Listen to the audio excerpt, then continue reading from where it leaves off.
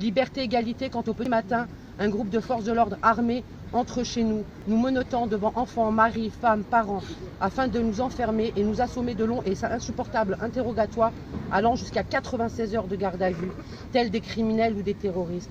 Ce ne sont que des citoyens, hommes, femmes, retraités, handicapés, nous privant de toute information et interdisant ainsi toute aide extérieure. Liberté quand même l'accès à nos institutions nous est interdite, telle la préfecture ou les tribunaux.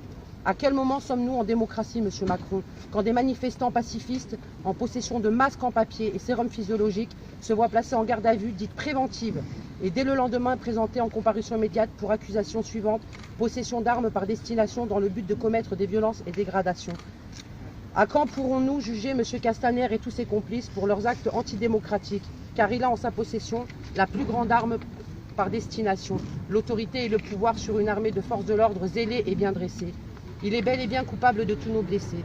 Liberté, égalité, démocratie, vous dites, quand nous sommes soumis à l'intimidation, à la pression et à la répression sous toute forme, à une intimidation politico-judiciaire par le biais d'une justice expéditive et répressive sans précédent.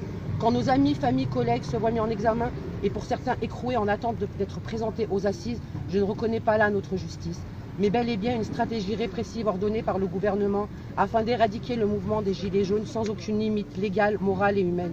Nous n'oublierons jamais le fossé causé entre les forces de l'ordre et le peuple depuis au moins 3 décennies, mais bien plus profonde et flagrante d'aujourd'hui. Nous sommes gouvernés par des politiques pour les riches et les forces de l'ordre qui promettent la sûreté d'un peuple sont devenues les sbires de la dictature et des capitalistes. Messieurs, vous avez l'honneur déjà bien sali par la corruption, vous voilà maintenant les mains pleines de sang, qui empestent de loin le déshonneur et la trahison. Monsieur Macron, nous sommes dans les rues et nous n'avons pas l'intention de rentrer. Et vous laissez tuer notre France. On lâche rien car nous avons sauvé notre fraternité.